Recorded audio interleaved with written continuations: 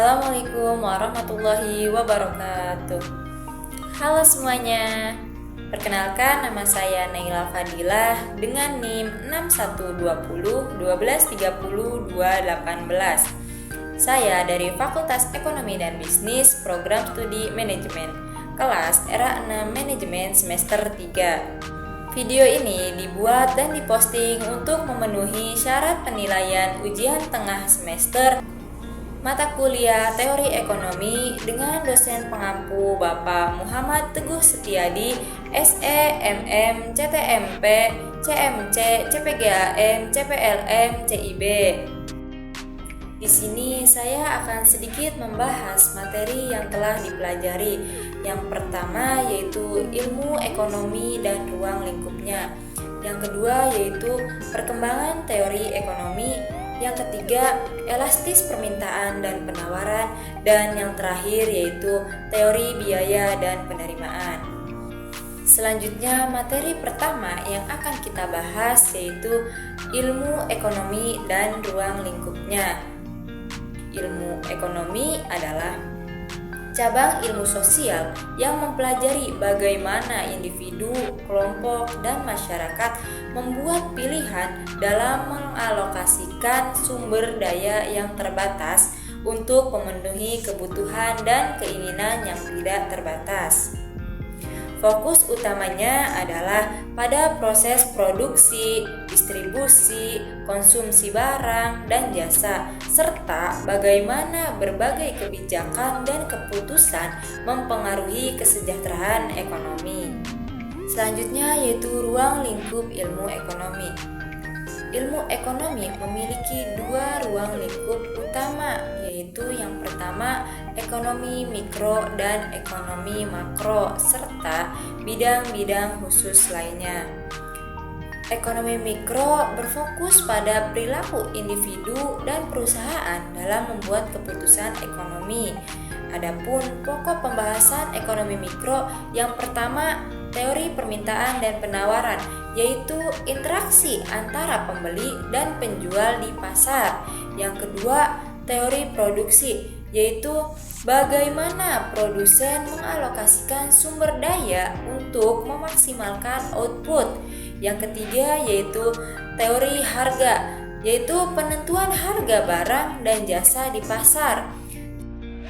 Selanjutnya yaitu teori konsumsi, perilaku konsumen dalam mengalokasikan pendapat untuk konsumsi. Yang kedua yaitu ekonomi makro, membahas fenomena ekonomi secara keseluruhan pada tingkat nasional atau global. Adapun pokok pembahasan dalam ekonomi makro yang pertama, pertumbuhan ekonomi, yaitu faktor-faktor yang mempengaruhi peningkatan output nasional. Yang kedua yaitu inflasi dan deflasi, yaitu perubahan tingkat harga dalam perekonomian. Selanjutnya yaitu pengangguran, analisis tingkat dan jenis pengangguran. Selanjutnya kebijakan fiskal dan moneter, yaitu peran pemerintah dan bank sentral dalam mengelola ekonomi. Yang terakhir yaitu neraca pembayaran dan perdagangan internasional, yaitu hubungan ekonomi antar negara. Ekonomi terapan dan bidang khusus. Ilmu ekonomi juga mencakup bidang-bidang yang lebih spesifik seperti ekonomi pembangunan, ekonomi internasional, ekonomi lingkungan, dan ekonomi syariah. Nah, ekonomi pembangunan itu memfokuskan pada cara meningkatkan kesejahteraan masyarakat di negara berkembang. Ekonomi internasional yaitu mempelajari perdagangan antar negara, investasi asing, dan kebijakan global. Ekonomi lingkungan yaitu analisis dampak ekonomi terhadap lingkungan dan kebijakan. Nah, yang terakhir yaitu ekonomi syariah, yaitu mengkaji sistem ekonomi berdasarkan prinsip-prinsip Islam. Adapun tujuan ilmu ekonomi yaitu untuk memahami bagaimana sumber daya dapat dialokasikan secara efisien untuk memaksimalkan kesejahteraan masyarakat. Selain itu, Ilmu ini berfungsi sebagai panduan Islam dalam merumuskan kebijakan ekonomi yang adil, efisien, dan berkelanjutan. Materi selanjutnya yaitu perkembangan teori ekonomi. Perkembangan teori ekonomi didefinisikan oleh para ahli sebagai perubahan dan pembaruan teori-teori ekonomi yang disesuaikan dengan kondisi sosial, politik, dan ekonomi yang terus berubah. Setiap teori ekonomi lahir sebagai respons terhadap konteks historis dan kebutuhan pada masanya, mulai dari pemikiran ekonomi klasik hingga ekonomi modern. Teori ekonomi itu dinamis dan terus berkembang seiring dengan perkembangan zaman. Teori yang dianggap benar di masa lalu belum tentu berlaku di masa sekarang. Teori ekonomi itu berubah-ubah. Perubahan ini terjadi karena kondisi sosial, politik, dan ekonomi dunia juga terus berubah. Teori ekonomi baru muncul sebagai respon terhadap situasi yang ada. Misalnya, saat terjadi krisis ekonomi, akan muncul teori-teori baru yang mencoba menjelaskan dan mencari solusi untuk mengatasi krisis tersebut. Teori klasik. Menurut Adam Smith, tahun 1776, perkembangan ekonomi merupakan hasil dari mekanisme pasar yang bekerja secara ilmiah tanpa intervensi pemerintah yang dikenal dengan prinsip laissez-faire. Menurut David Ricardo, pada tahun 1817 menambahkan konsep keunggulan komparatif yang berpendapat bahwa perdagangan internasional dapat menguntungkan setiap negara jika mereka fokus pada produksi barang di mana mereka memiliki keunggulan relatif. Menurut John Maynard Keynes, pada tahun 1936 menantang pandangan klasik dengan teori Keynesian yang menekankan bahwa intervensi pemerintah sangat diperlakukan untuk menjaga stabilitas ekonomi, terutama selama resesi atau depresi. Berikut adalah beberapa poin utama yang menjelaskan konsep teori klasik dan bagaimana teori ini menggambarkan mekanisme pasar dan peran ekonomi. Yang pertama yaitu prinsip dasar teori ekonomi. Prinsip dasar teori ekonomi klasik yang berkembang pada abad ke-18 hingga awal abad ke-19 didasarkan pada pemikiran para ekonomi seperti Adam Smith, David Ricardo, dan John Stuart Mill. Berikut adalah prinsip-prinsip utamanya. Yang pertama yaitu pasar bebas. Pasar bebas dianggap sebagai mekanisme yang paling efisien untuk mengalokasikan sumber daya. Yang kedua yaitu pemerintah seharusnya memiliki peran yang minimal, hanya menjaga keamanan dan menegakkan hukum tanpa campur tangan dalam kegiatan ekonomi. Selanjutnya yaitu hukum permintaan dan penawaran. Pasar cenderung mencapai keseimbangan alami melalui interaksi antar permintaan dan penawaran. Harga barang dan jasa ditentukan oleh mekanisme pasar ini yang pada akhirnya mengatur produksi dan konsumsi. Selanjutnya yaitu teori nilai kerja. Nilai suatu barang ditentukan oleh jumlah kerja yang dibutuhkan untuk memproduksinya. Pandangan ini berkembang lebih lanjut oleh David Ricardo yang menambahkan konsep biaya peluang dan menentukan nilai. Selanjutnya yaitu pembagian kerja. Adam Smith menjelaskan bahwa pembagian kerja meningkatkan produktivitas karena memungkinkan spesialisasi dan efisiensi dalam proses produksi. Contoh klasik adalah pabrik pembuatan pin, di mana tugas dibagi menjadi beberapa tahapan. Yang terakhir yaitu hukum pengembalian yang berkurang.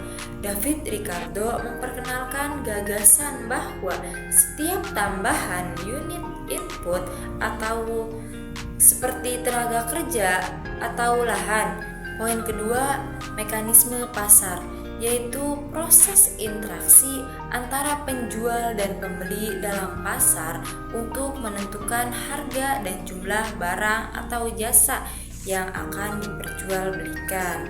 Mekanisme ini berfungsi berdasarkan permintaan dan penawaran. Berikut beberapa penjelasan tentang mekanisme pasar. Komponen mekanisme pasar.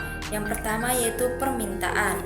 Permintaan adalah jumlah barang atau jasa yang ingin dibeli konsumen pada berbagai tingkat harga dalam periode tertentu. Adapun hukum permintaan yaitu jika harga naik, jumlah barang yang diminta cenderung turun dan sebaliknya. Contoh, jika harga apel naik, konsumen mungkin memilih membeli buah lain. Yang kedua yaitu penawaran.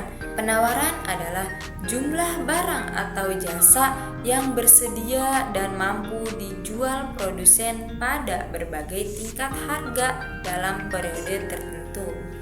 Adapun hukum penawaran yaitu jika harga naik, jumlah barang yang ditawarkan cenderung meningkat dan sebaliknya. Contohnya, jika harga bensin naik, produsen mungkin akan meningkatkan produksi untuk mendapatkan keuntungan lainnya.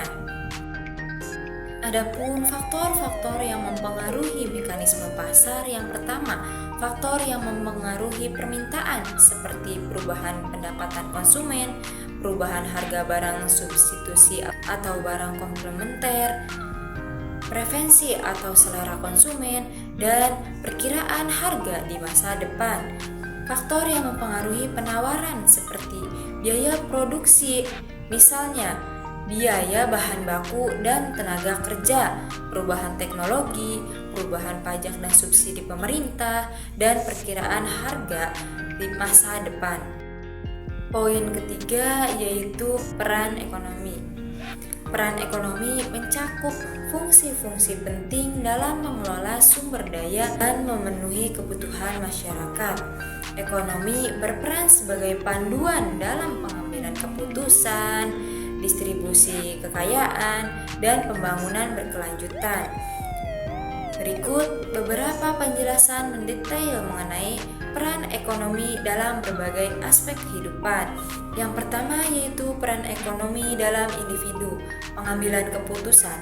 Ekonomi membantu individu dalam memutuskan bagaimana menggunakan sumber daya yang terbatas seperti uang, waktu, dan tenaga untuk memenuhi kebutuhan dan keinginan.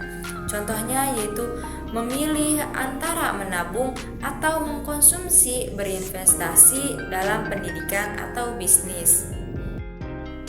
Poin terakhir yaitu implikasi kebijakan. Implikasi kebijakan merujuk pada dampak atau konsekuensi yang dihasilkan dari penerapan suatu kebijakan terhadap berbagai aspek seperti masyarakat, ekonomi, lingkungan, atau pemerintahan. Implikasi ini bisa bersifat positif atau mendorong pencapai tujuan kebijakan.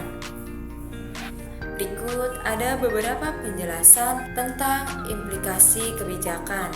Yang pertama yaitu implikasi ekonomi. Kebijakan seperti pemotongan pajak atau pemberian subsidi dapat mendorong konsumsi dan investasi, meningkatkan pertumbuhan ekonomi. Namun, hal ini juga dapat meningkatkan defisit anggaran. Yang kedua yaitu implikasi sosial. Kebijakan pendidikan gratis atau jaminan kesehatan universal dapat meningkatkan akses masyarakat terhadap layanan dasar. Yang ketiga yaitu implikasi lingkungan. Kebijakan ramah lingkungan seperti regulasi emisi karbon atau pelanggaran deforestasi membantu menjaga berkelanjutan ekosistem. Nah, selanjutnya yaitu teori ekonomi neoklasik. Salah satu pendekatan utama dalam ekonomi yang berkembang pada akhir abad ke-19 dan awal abad ke-20. Teori ini memperluas gagasan ekonomi klasik dengan mengintegrasikan konsep marginalisasi, utilitas, dan keseimbangan pasar. Prinsip-prinsip utama neoklasik. Prinsip-prinsip utama teori neoklasik yang pertama, rasionalitas ekonomi. Teori neoklasik berasumsi bahwa individu adalah agen ekonomi yang rasional. Mereka membuat keputusan untuk memaksimalkan kepuasan sebagai konsumen atau keuntungan sebagai produsen. Yang kedua yaitu utilitas marginal. Nilai suatu barang atau jasa ditentukan oleh utilitas marginalnya, yaitu tambahan kepuasan yang diperoleh dari mengonsumsi suatu unit tambahan barang tersebut. Hukum utilitas marginal yang menurun. Semakin banyak suatu barang dikonsumsi, utilitas tambahan yang diperoleh akan semakin menurun. Yang ketiga yaitu keseimbangan pasar. Pasar cenderung mencapai keseimbangan melalui interaksi antara permintaan dan penawaran. Harga barang dan jasa ditentukan oleh mekanisme pasar yang memastikan efisiensi alokasi sumber daya. Yang terakhir yaitu pasar persaingan sempurna. Teori neoklasik sering berasumsi bahwa pasar adalah kompetitif sempurna, di mana tidak ada pelaku ekonomi yang dapat mempengaruhi harga pasar. Selanjutnya yaitu teori historis. Pendekatan teori ekonomi historis menjelaskan perkembangan ekonomi dengan menekankan pentingnya konteks sejarah, sosial, dan budaya dalam memahami proses ekonomi. Berikut adalah beberapa peran utama tentang bagaimana pendekatan ini menjelaskan perkembangan ekonomi konteks sejarah dan sosial.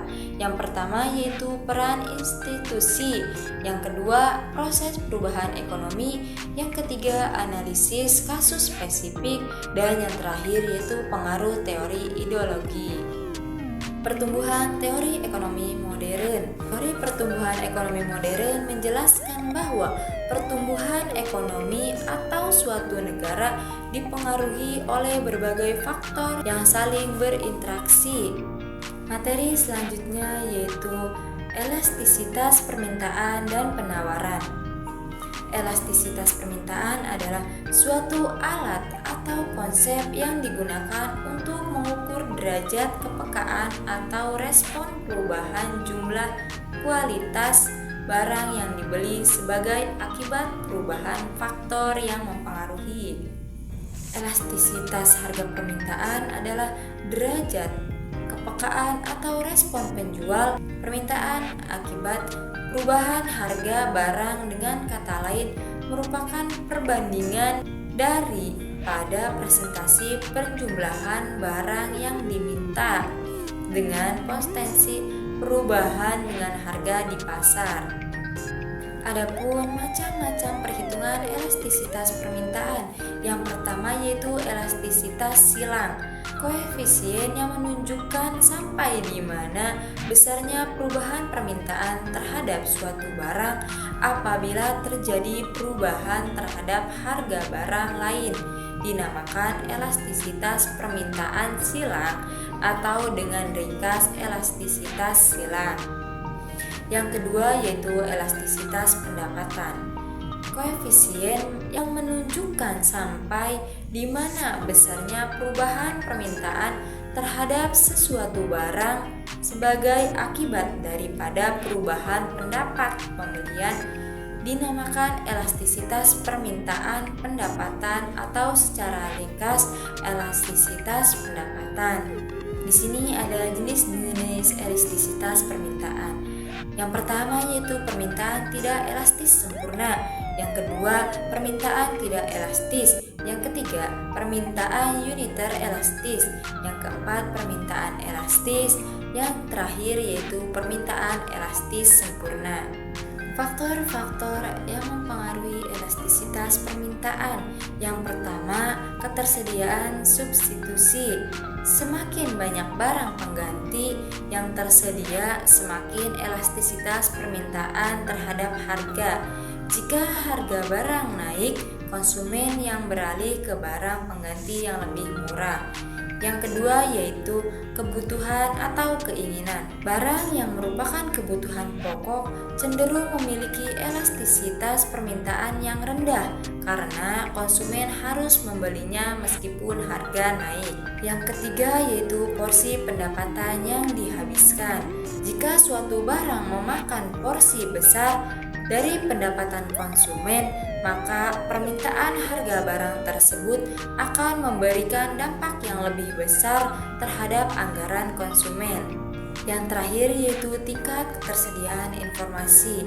Jika konsumen memiliki informasi yang cukup tentang harga atau kualitas barang, mereka dapat dengan mudah beralih ke barang pengganti, meningkatkan elastisitas permintaan. Elastisitas penawaran. Elastisitas penawaran mengukur sejauh mana perubahan jumlah barang yang ditawarkan di pasar sebagai respon terhadap perubahan harga barang tersebut. Elastisitas penawaran dapat dihitung dengan membandingkan persentase perubahan dalam jumlah barang yang ditawarkan dengan persentase perubahan harga. Faktor-faktor yang mempengaruhi elastisitas penawaran yaitu yang pertama waktu. Dalam jangka panjang, elastisitas penawaran cenderung lebih tinggi karena produsen memiliki waktu lebih banyak untuk menyesuaikan tingkat produksi. Dalam jangka pendek, penawaran cenderung lebih inelastis karena produsen terbatas dalam penyesuaian kapasitas produksi. Kemampuan untuk menyesuaikan produksi. Jika produsen dapat dengan mudah menambah atau mengurangi jumlah barang yang diproduksi, elastisitas penawarannya lebih tinggi. Produk yang memiliki fleksibilitas dalam proses produksi cenderung memiliki elastis penawaran yang lebih besar. Yang ketiga yaitu kapasitas produksi.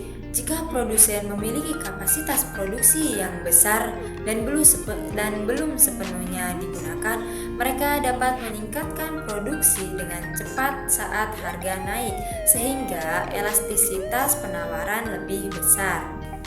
Materi yang terakhir yaitu teori biaya dan penerimaan. Teori biaya adalah salah satu konsep dasar dalam ekonomi yang membahas tentang berbagai jenis biaya yang dikeluarkan dalam proses produksi barang atau jasa.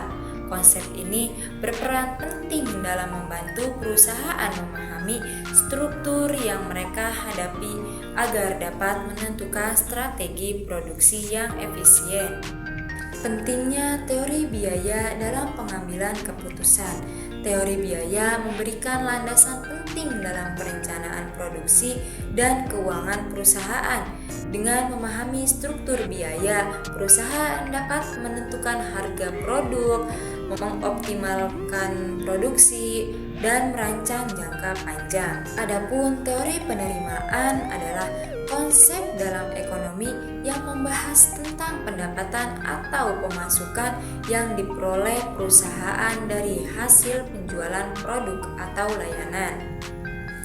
Pemahaman mengenai teori penerimaan sangat penting bagi perusahaan untuk menentukan strategi harga dan jumlah produksi yang optimal. Adapun jenis-jenis penerimaan yaitu yang pertama, Penerimaan total dirumuskan penerimaan total sama dengan harga kali jumlah barang yang terjual. Yang kedua, penerimaan rata-rata. Rumusnya yaitu penerimaan rata-rata sama dengan jumlah barang terjual penerimaan total. Yang ketiga yaitu penerimaan marginal. Pentingnya teori penerimaan dalam pengambilan keputusan bisnis. Pemahaman teori penerimaan memberikan banyak manfaat bagi perusahaan, di antaranya yaitu penentuan harga, perencanaan produksi, dan strategi penjualan. Hubungan antara biaya dan penerimaan dalam penentuan laba. Laba atau keuntungan merupakan tujuan utama dari sebagai besar perusahaan dan diperoleh dari selisih antara penerimaan total dan biaya total.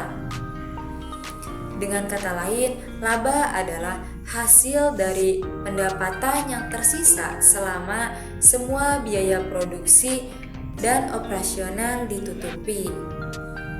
Biaya marginal dan penerimaan marginal dalam penentuan laba maksimal. Yang pertama, biaya marginal adalah tambahan biaya yang diperlukan untuk memproduksi satu unit tambahan barang atau jasa. Yang kedua yaitu penerimaan marginal adalah tambahan penerimaan yang diperoleh dari penjualan satu unit tambahan barang atau jasa. Demikian pemaparan materi yang dapat saya jelaskan. Semoga video ini bermanfaat bagi yang menonton. Sekian dan terima kasih. Assalamualaikum warahmatullahi wabarakatuh.